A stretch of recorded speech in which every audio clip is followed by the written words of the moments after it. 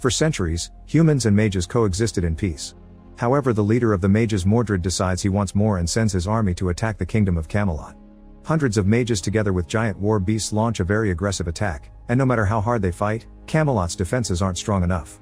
Prince Vortigern, who seems to feel dizzy for being close to magic, tells his brother King Uther that they should surrender, but Uther refuses. With his legendary sword Excalibur in hand, he meets face to face with Mordred, and the power of the sword is enough for Uther to defeat his enemy. Later, Uther and his council have a meeting about what they should do with the mages. Sir Bedivere and Sir William remind Uther that the mages aren't bad people. Mordred had only been a bad leader and now he's gone. After all, it was Mage Merlin who gave Uther the sword, and Vortigern himself studied with the mages a few years ago. Uther sees their point and agrees to drop all kinds of aggression against the mages, which Vortigern doesn't approve of.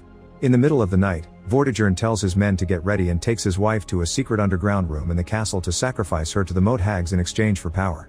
As Vortigern's soldiers begin taking over the castle, Uther rushes to wake up his wife and his son Arthur in order to escape through the docks.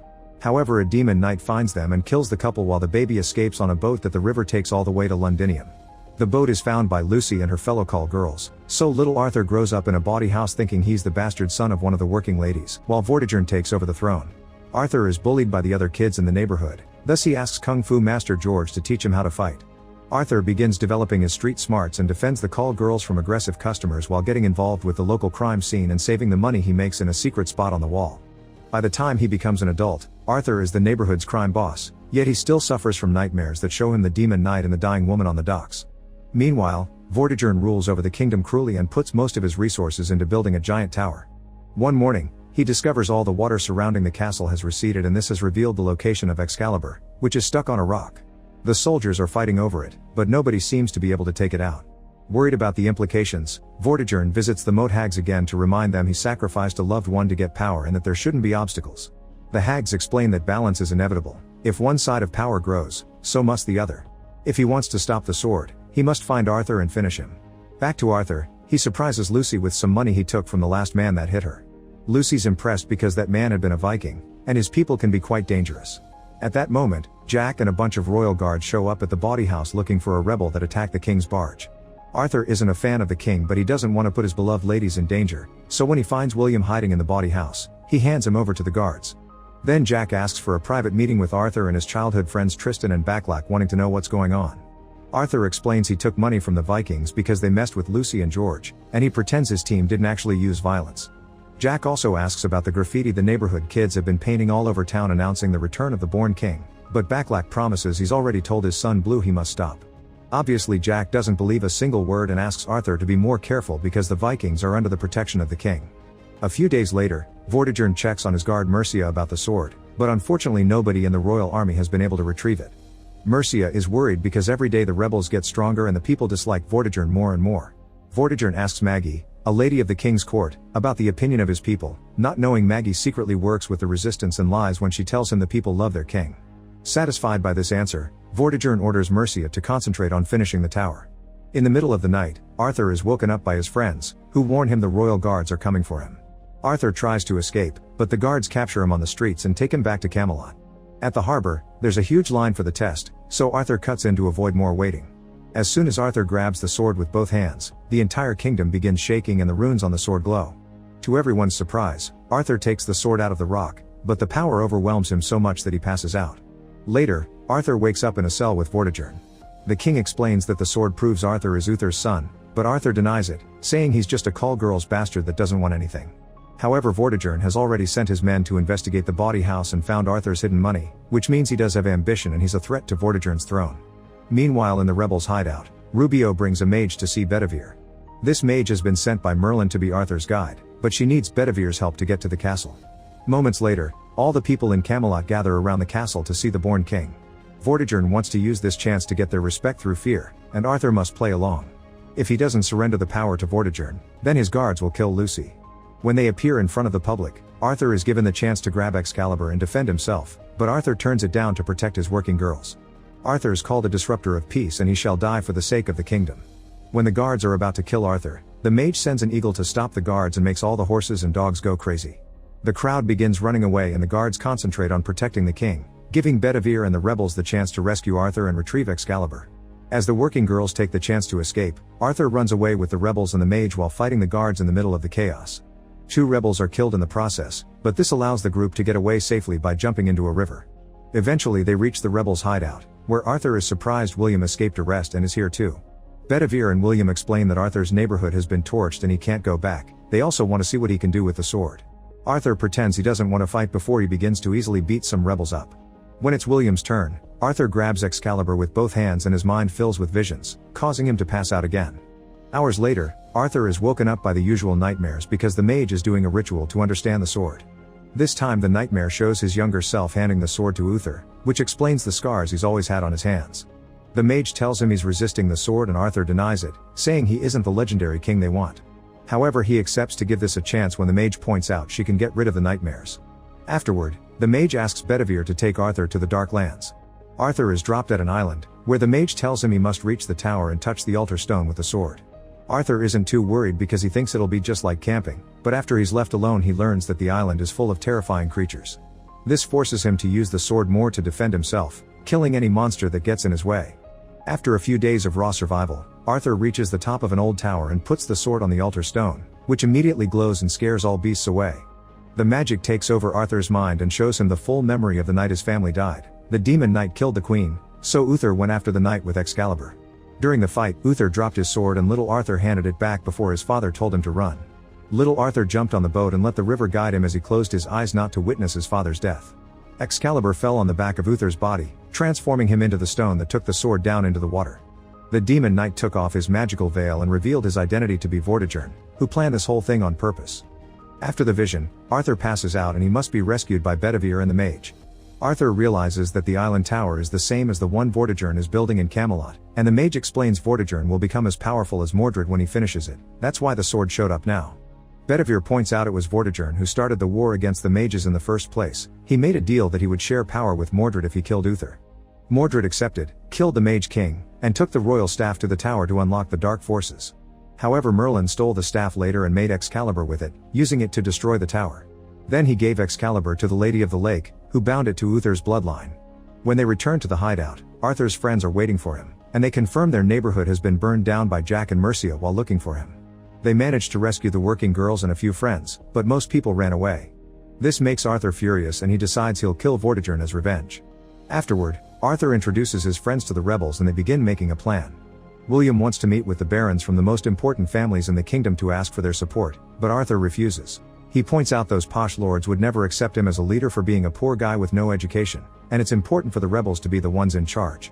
Instead, Arthur proposes to lure Vortigern out of the castle and make him come to Londinium by hurting what he cares about the most, the tower.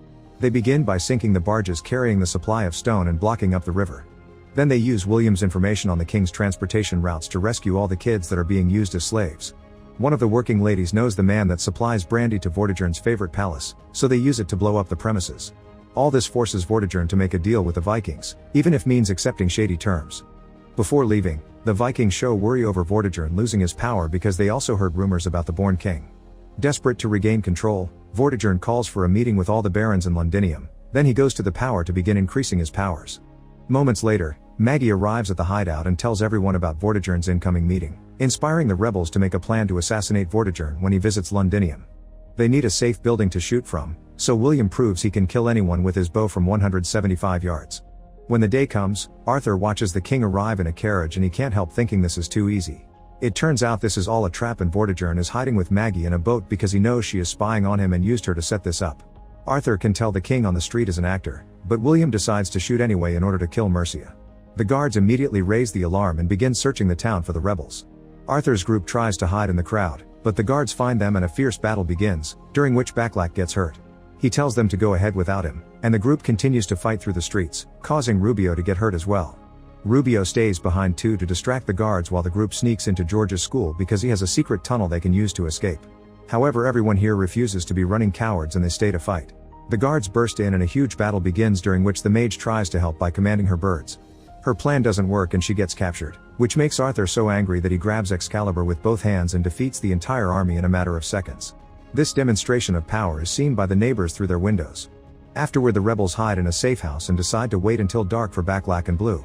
On the streets, people are starting to riot because the story of Arthur's powers is spreading, yet Arthur still doesn't want to lead. Hours later, Blue brings Backlack to the safe house, but Backlack knows he's dying and tells Arthur to leave without him. Arthur drags Blue away right before Vortigern arrives with his guards, who found the safe house when they follow the kid around. Backlack pretends to know nothing, but the interrogation is interrupted by Blue, who has come back because he refuses to abandon his father. Sensing the danger, Blue pretends he's just the cleaner and that he doesn't know Backlack. Vortigern doesn't believe him and cuts Backlack's ear as a test, causing Blue to start screaming. Arthur comes back and grabs a guard as a threat, so Vortigern responds by killing Backlack. This distraction allows Arthur to grab Blue and run to the boats. Now the rebels can finally escape safely. Afterward, Vortigern orders his guards to capture or kill any person that is trying to rebel on the streets. When they return to the hideout, Arthur thinks about all the lives that were lost just for him, so he decides to throw the sword into the lake and run away. The sword is found by the Lady of the Lake, and when Arthur falls in the mud, the lady grabs him to bring him into her lair and show him what Vortigern will do if he isn't stopped. Arthur watches a vision of Camelot completely in ruins under Vortigern's cruelty and finally accepts the sword. Before letting go, the lady reminds him that Vortigern must be fought in the tower and that Arthur must trust the mage. When the rebels find Arthur, he's roaring with the power of the glowing sword. Meanwhile, Vortigern captures Rubio and hurts him until he gives up information. Moments later, Arthur learns that riots are spreading all over the country in his name. Arthur announces he's ready to just barge in and take over the castle, so the rebels return to the hideout to get ready.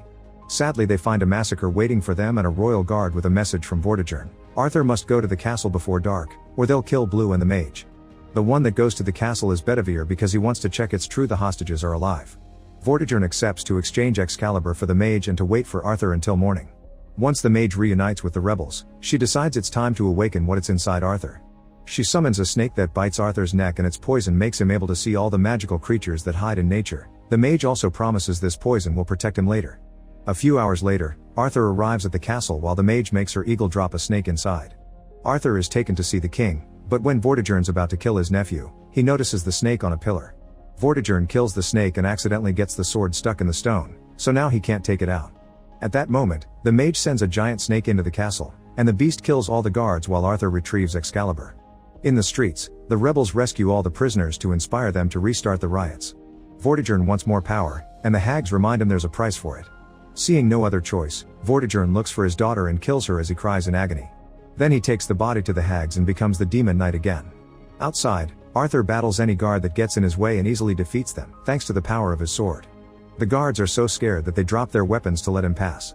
While the rebels arrive to take over the castle, Arthur enters the tower, and Excalibur reacts to the magic there. Arthur is teleported to the top of the tower where Vortigern is waiting, and a fierce battle begins. Thanks to his sacrifice, Vortigern is extremely powerful and beats Arthur up in minutes. When Vortigern announces the sword is his now, the poison kicks in and makes Arthur have one last vision. This time Arthur doesn't close his eyes when Uther dies and grabs the sword before it sinks into his father's body. Uther tells Arthur the sword is his now, and Arthur wakes up, finding Excalibur glowing with power. Arthur immediately grabs it and fights Vortigern again with much better control of the sword's powers. Vortigern is hit over and over, and Arthur finally manages to kill him as he points out he became who he is thanks to Vortigern sending him to the streets in the first place. To make his point more ironic, Arthur even kisses Vortigern's hand. Then he activates Excalibur's magic to make the entire tower crumble. The next day, the kingdom says goodbye to all the lives lost during the war. Afterward, Arthur shows his team the round table he's chosen for their meetings and asks Bedivere to knight his friends. Lastly, William himself knights Arthur, making him the official king. Sometime later, the Vikings show up to ask for their part of the deal, threatening with war if they don't get what they want. Arthur isn't intimidated and reminds them of his power, causing the Vikings to kneel and accept him as the new king of England and an ally. At the end of the day, Bedivere crowns Arthur in front of a huge crowd, and Arthur raises his sword as he swears to protect his people. Make sure to subscribe and turn on notifications so you can watch more videos like this. Thanks for watching.